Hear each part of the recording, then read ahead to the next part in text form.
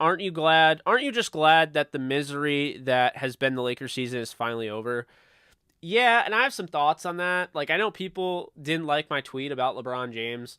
Keep this in mind. I've been a LeBron James fan for a long time, and I did kind of turn my back on the way he left Cleveland, but then I rooted for him when he went back to Cleveland, and I, always want him to be on the Lakers.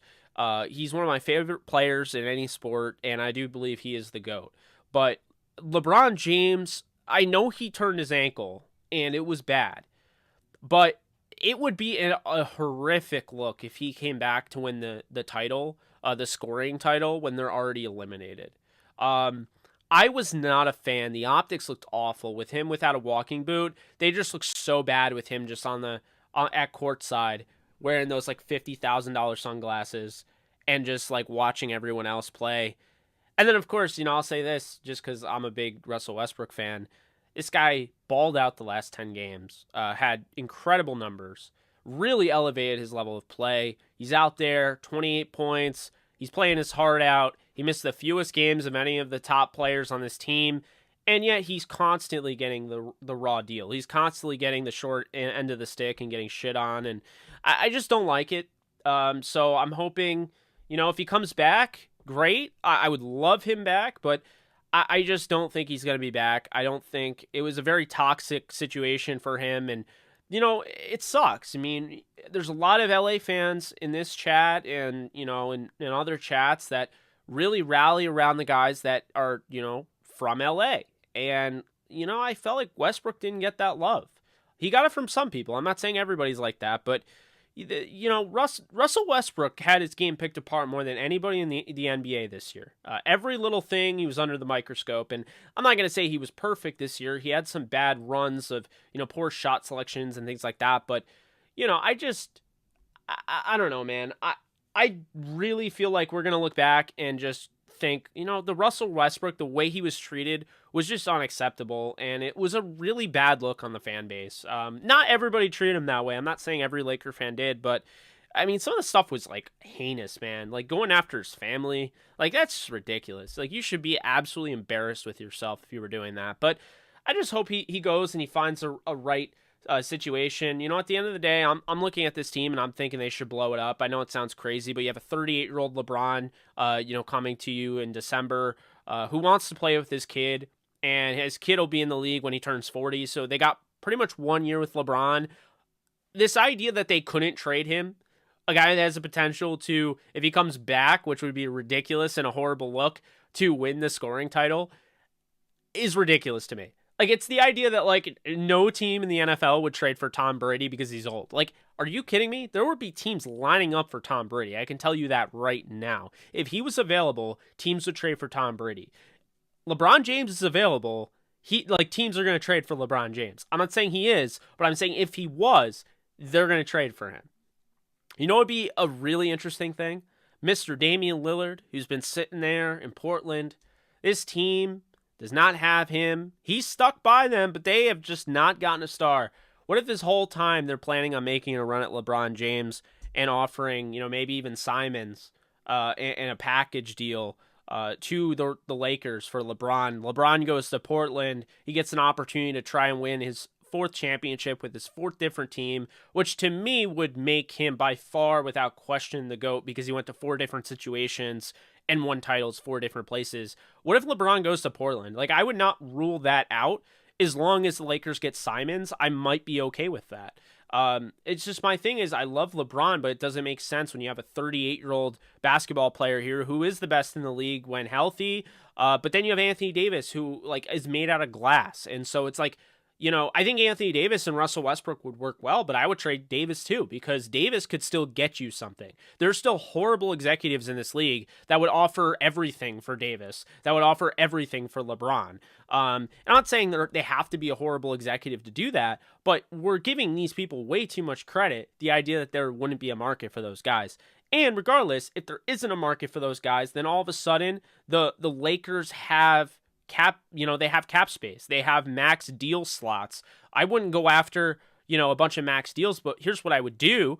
I'd consider building around Westbrook. I know he's older, but he's not as old as LeBron. And it's not that I build around Westbrook. It's that I keep Westbrook. I trade LeBron, try to get Simons with, Portland, and then trade Davis, maybe get some picks, and then bring in Bradley Beal and pitch to Bradley Beal that, look, you and Westbrook back together, I think it might make sense in LA. I think they work well together. If you look, one of the best years of Westbrook's career was with Washington. He took them to the playoffs. If Beal stays healthy and you have Westbrook, you have a guy that can shoot all over the court. You have a guy that can make all sorts of plays, can attack the basket, can finally be that ball dominant guy. The problem with LeBron is when he wanted to bring in Westbrook, he wanted to be the ball. He wanted to play off ball more. That was the deal. That's why they brought in Westbrook. LeBron basically was saying he wanted to play more off ball. He was going to be more of the off ball teammate. It did not happen. So when they bring in Russell and he doesn't change his play style at all, LeBron, in a way, didn't allow that to work. And that's just the way it was. Russell Westbrook can't take a back seat. He's a guy that has to attack. Now, if you have Beal in the corner or you have Beal next to him and he's attacking, those two could be a tandem. You have Malik Monk signed for another year. Kendrick Nunn will opt in. We'll see if the Lakers keep him. But there are some guys there, and then on top of that, trading Davis could probably get you some assets. LeBron, say they get you Simons and Nurkic or something. I would take Simons and Nurkic for LeBron all day at this point for a 38-year-old LeBron. So that's kind of where I'm at right now. And maybe they could go out and get Donovan Mitchell and Quinn Snyder. Who knows? But my point here is that, just assuming that they should just run it back without Westbrook, that doesn't fix things. The problem was going after Westbrook. I don't think they really needed him. He's my favorite player. I love him, but I don't think they needed him.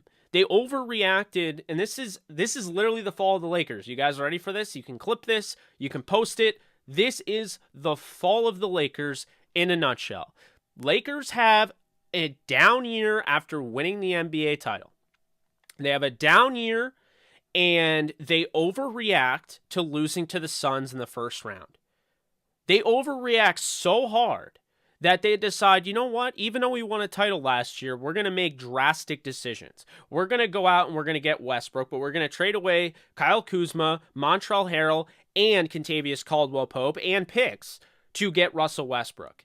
If LeBron plays off ball more and allows Westbrook to run the offense, maybe it's a different story, but that was not the case.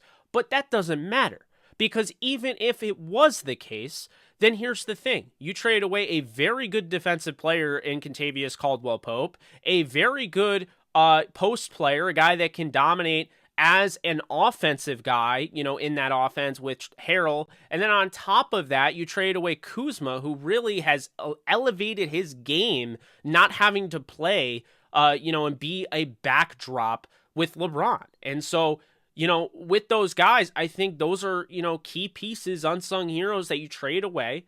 And, you really made it, you kind of blew it up. And then you didn't bring back Alex Caruso, who essentially was your hustle guy.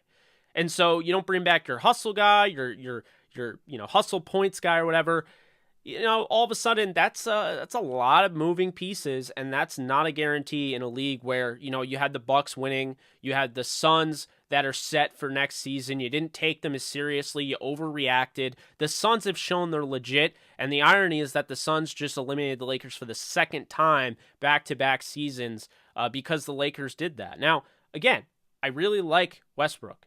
Okay, but that is where the Lakers went wrong. I didn't see it then. I do see it now. The Lakers overreacted. It was an unlucky season coming off a title.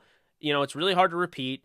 And I think that they just wanted to, go with the stars. And I know that they were trying to get DeRozan and trade for Buddy Hield. And I don't think that necessarily would have been a bad move. But LeBron stuck his nose in there and, voiced his, want for Russell Westbrook. So I gotta say, I think at the end of the day, this team, one of the most disappointing teams I've ever seen in a sport, when you have three superstars like that and you don't even make the play-in game. The Lakers were horribly crafted with Kobe, Dwight Howard, and Steve Nash, and even they didn't have the play-in game back in the day, which, by the way, I hate the play-in tournament. It's stupid. 10 teams shouldn't have a chance, but they made the 8th seed, and it wasn't a great year. It was an absolute catastrophe. It was horribly crafted, but at the end of the day, they still made the playoffs with how bad that roster was constructed. And this Lakers team did not. So, I think at the end of the day, the Lakers need to blow this roster up. People will disagree with me. I think LeBron's the GOAT. So before you think that I'm hating on LeBron, that is not the deal. The deal is that LeBron, regardless of how well next year goes or not, is probably not going to be a Laker in the year after that because he's going to want to play with his son. He's made that very well known. He wants to play his last year in the league with his son, which would be when he's age 40 or age 39. I forget when, but he's going to do that. That's what's going to happen. And I'm sorry, but I don't see the point of keeping LeBron James. If you can get something for him now, do it. If you can get something for Anthony Davis now, do it. Anthony Davis, the injury issues don't get better over time. They only get worse. We saw with Embiid, Joel Embiid of the 76ers. We saw early on, even at Kansas, I love Embiid, but even at Kansas, we saw the foot injuries. They didn't have him in the second round. They got upset by Stanford because they didn't have him. They might have won the tournament with Embiid, and he's kind of shown you that at the next level. But Embiid, it's always been about his foot. Well, since he's been relatively healthy and has stayed healthy, and he's been a really good player. But Anthony Davis is already past that moment where now he's still not getting better. Like, it's getting worse. He keeps getting hurt. This is not something that will get better over time. This is only going to get worse. It's not like Roger Saffold with the Rams where they kind of nipped it in the bud. They had him get that cortisone shot in his shoulder, and he was good. He was having all sorts of shoulder injuries, and they got that fixed. Embiid got in shape. He was good. He hasn't had any injuries. Anthony Davis, it's the way he plays. He puts himself, he contorts his body in really bad spots and puts himself in situations to hurt an ankle, roll an ankle, hurt his knee, the way he falls down.